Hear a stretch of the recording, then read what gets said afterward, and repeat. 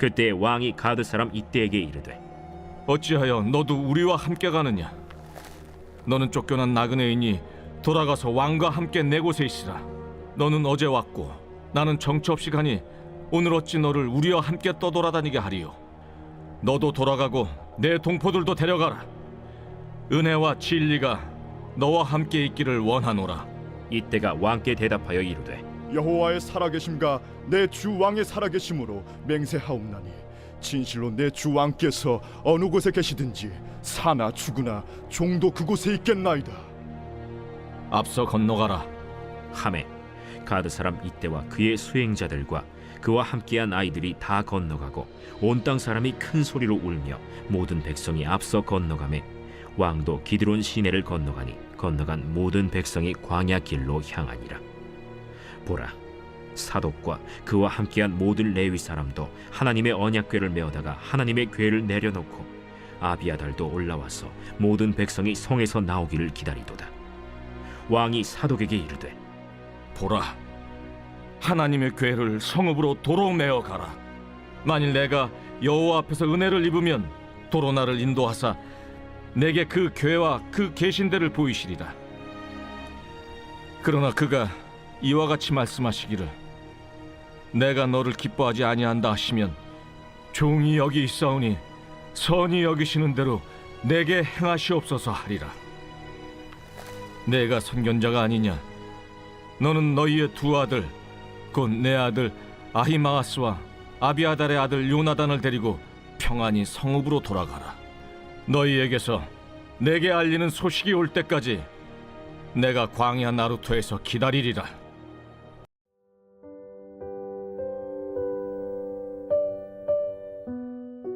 누군가는 오늘 본문 속의 다윗을 보고 참 바보 같다 생각할 수도 있겠습니다. 그렇죠. 참 바보 같습니다. 현직 왕입니다. 권력이 있습니다. 반란을 제압할 힘이 있어요. 왕으로서 장수로서 경험이 넘치죠. 블레셋, 모압, 암몬, 아람, 아말렉, 소바 나라들과도 싸워 이긴 다윗은 경력자입니다. 비할 수 없이 우위에 있다 이 말이에요. 그런데 이 모든 것을 내려놓고 반역을 꾀한 압살롬을 대적해 싸우지 않고 자신의 힘, 가진 권력 정말 가만히 있어도 마구절로 돌아갈 지략을 조금도 사용하지 않고 23절의 말씀처럼 다윗은 다시 광야길로 향하고 있는 겁니다. 여러분, 가진 것이 많고 할 수 있는 능력이 넘치는데 그것들을 다 내려놓고 고된 자리로 스스로 선택해 내려간다는 것은요, 참 말처럼 쉬운 일이 결코 아니죠. 바보 같은 겁니다. 참 없어 보이고 궁색해 보이죠. 누군가는 말합니다.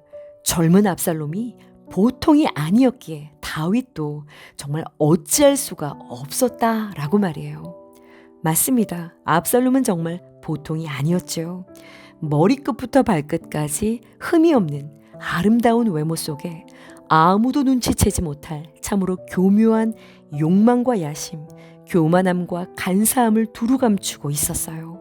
형을 향한 복수심을 품고 인연을 계획하고 실행에 옮긴 자입니다. 3년의 도피 생활 끝에 예루살렘으로 돌아왔지만 해결되지 않는 아버지와의 관계 때문에 2년간을 분노해 오다가 그가 한 것이 무엇인가요? 다윗에게 재판을 청하러 오는 자들에게 15장 3절처럼 말하는 것이었어요. 너희들이 소송하려는 주장과 말들이 다 옳지만 너희들의 억울한 이 사건을 들어줄 사람을 다윗 왕이 세우지 아니하셨다. 너희들은 옳고 바르지만 왕은 옳지 않다. 너희들은 다 맞지만 왕은 좀 잘못 가고 있다. 이 구조로 백성들의 귀에 대고 4년 동안을 반복해 말한 겁니다. 흔히 말하는 가스라이팅 같은 것이죠. 오랜 시간 반역을 계획해 왕권 찬탈을 실행에 옮긴 자예요. 대단한 사람 맞습니다. 그런데 이에 비해 다윗은 일어난 이 충격적인 사건 속에 어제 본문처럼 일어나 도망하자. 우리 중에 한 사람도 압살롬에게서 피하지 못하리라. 빨리 가자. 도망가자. 뭐 이런 명령을 내리고 신속히 왕궁을 빠져나오니 참 무력해 보이는 것이죠. 누군가는 이런 다윗을 보며 그의 성품을 지적합니다. 그 성격이 그저 미온적이고 부딪히는 걸 싫어하고 지나칠 정도로 성격이 유약하고 회피하려고만 하는 그런 무능한 아버지로 해석하는 경우들이 많이 있어요. 그러나 오늘 본문 속에 이 긴급한 도피의 순간에 등장하는 두 가지의 이슈를 통해서 우리가 다윗에 대해 분명히 알 수 있는 것이 있습니다. 자, 오늘 본문 속에 등장하는 두 가지 이슈가 무엇인가요? 한 가지는 19절을 보시면 이때라고 하는 가드 사람이 다윗의 피난길에 합류하는 사건이 등장하죠. 갑자기 나오는 이 이때라고 하는 사람은 블레셋 가드 사람입니다. 이방인이에요. 어떻게 다윗에게로 흘러들어온 것인지 성경은 정확하게 밝히고 있지는 않은데요. 그 이름의 뜻이 곁에 있는 자입니다. 다윗 곁에서 늘 충성을 다해온 이방인 용병이었다고 생각하시면 돼요. 자, 그런데 그가 지금 피난길을 출발하는 다윗의 무리에 줄을 서자 다윗이 그를 돌려보내려고 하는 겁니다. 얼마나 충성스러운 사람인지 그의 대답을 좀 보세요. 21절이지요. 여호와의 살아계심과 내 주 왕의 살아계심으로 맹세하옵나니 진실로 내 주 왕께서 어느 곳에 계시든지 사나 죽으나 종도 그곳에 있겠나이다. 참으로 눈물겨운 목숨을 건 충성이죠. 그런 이때입니다. 게다가 이때는요 600여 명의 부하들을 수하에 두고 있는 장병이었어요. 그런데 이들을 돌려보내려고 애를 쓰고 있는 겁니다. 내 힘이 밀리고 억울하고 어렵고 힘들 때는요 실은 내 편 내 사람 한 명이라도 내 마음을 알아줄, 나를 보호해줄, 나와 함께할 동역자를 필요로 하는 것이 모든 사람들의 일반적인 니드 아닐까요? 그런데 지금 다윗은요 그를 돌려보내려고 하는 겁니다. 무슨 이야기입니까? 내 유익, 내 필요를 구하지 않겠다는 거예요. 또 하나의 이슈가 있죠. 서둘러 궁을 빠져나가는 다윗 뒤로 제사장들이 줄줄이 따르기를 시작합니다. 24절의 사독 모든 레위 사람 아비아달까지 다윗을 따라오는데요. 이들이 무엇을 챙겨서 빠져나가려고 하나요? 하나님의 언약궤를 메고 피난길을 따라 나섭니다. 여러분, 언약궤가 이스라엘 백성들에게 어떤 의미를 가졌나요? 언약궤는 하나님의 임재를 상징하는 유일무이한 성물이지요.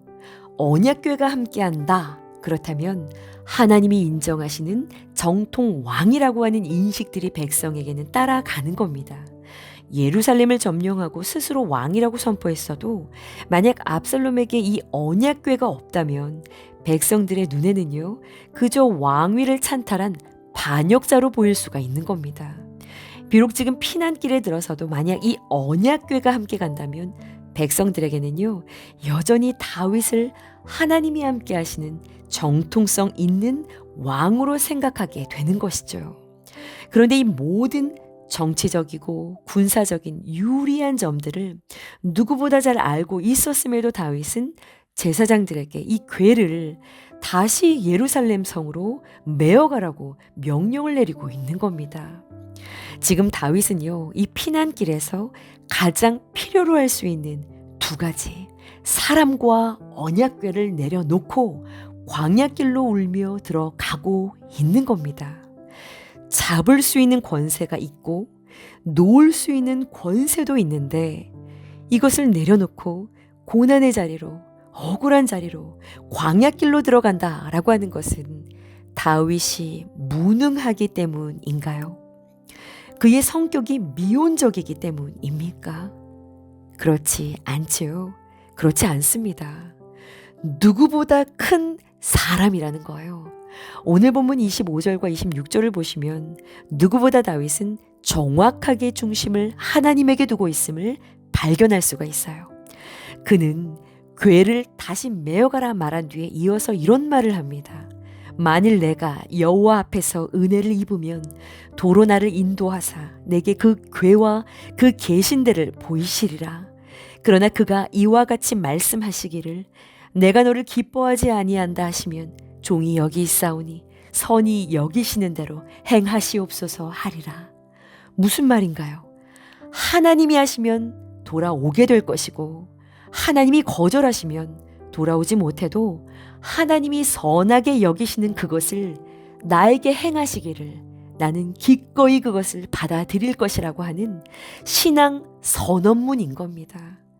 지금 이 모든 것은 내 죄의 결과고 이 모든 상황은 하나님이 하시는 일이라고 하는 분명한 믿음의 관점을 가지고 있었던 겁니다.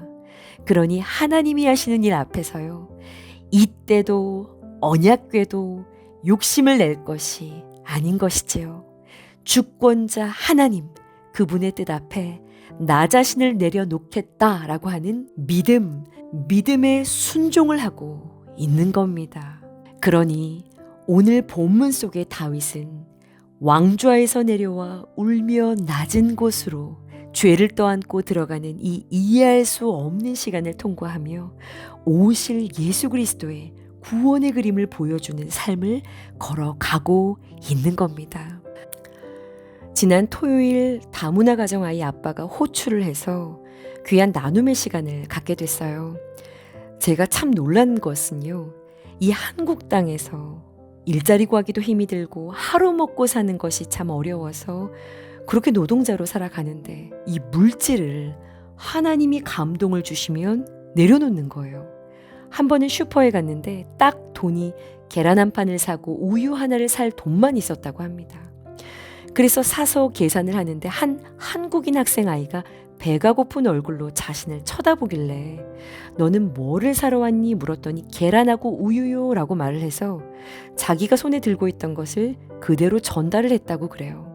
자기 집에 계란과 우유를 기다리고 있는 세 아이들이 있는데 하나님이 마음을 주셔서 내려놓았다는 거예요. 그날도 저를 호출한 이유가 하나님이 자기에게 마음을 주셔서래요. 너나들이 교회에 물질을 드릴 마음을 주셨대요. 그래서 그것을 전달하려고 저를 부른 겁니다. 그러면서 이렇게 말하더라고요. 목사님, 나 지갑 열면 2,500원 있어. 그런데 나 괜찮아. 나 하나님 있어. 나 바보 같지? 그리고 두툼한 봉투를 내미는 겁니다. 저는 그가 누구보다 부자라는 생각이 들었어요. 영적인 부자예요. 하나님께 내 일을 맡기고 삶을 내려놓고 울더라도 뜻에 순복하는 삶을 통해 이미 그는 저에게 살아계신 하나님을 생생하게 삶으로 보여주고 있었어요. 그렇습니다. 세상은 이런 사람을 바보라고 말해요. 내 것을 지키지 못하고 손해를 감수하고 당장 쓸 수 있는 힘을 사용하지 않는 사람을 어리석다고 말하죠. 그러나 하나님의 나라는 다르게 봅니다. 하나님을 믿기 때문에 놓을 수 있고 내일을 하나님께 맡겼기에 오늘을 순종할 수 있는 이 사람이야말로 가장 부유한 사람이지요. 믿음은 다 이해가 되어 순종하는 것이 아닙니다. 보이지 않아도 당장 잡히는 것이 없어도 하나님이 선하시다라고 하는 사실 하나를 믿고 내 삶을 그분의 손에 의탁하는 것이죠. 주님, 제가 여기 있습니다. 주께서 선하게 여기시는 대로 행하여 주십시오. 우리 이 고백으로 성령의 인도하심을 따라 주님의 뜻에 순종하며 삶으로 예수 생명의 빛을 비추이는 저와 여러분 되어주시기를 주님의 이름으로 간절히 축원합니다. 기도하시겠습니다. 사랑하는 하나님, 전부를 주셨는데 주신 모든 것을 내 것이라 여기며 여전히 주장하고 항변하며 내 뜻대로 주인 노릇하고 있으니 참으로 나는 여전히 못난 자임을 고백합니다. 이제는 순복하고 그 뜻 앞에 내어드림으로 다윗처럼 삶으로 그리스도를 드러내는 성도로 살아내게 하여 주옵소서. 고민하는 삶의 어려운 문제마다 가까이 간섭하시고 순종할 힘과 지속할 믿음을 주셔서 결국 삶으로 하실 주님의 일을 나타내는 우리 모든 성도님들의 걸음 되게 하여 주옵소서. 예수 그리스도의 이름으로 기도합니다. 아멘.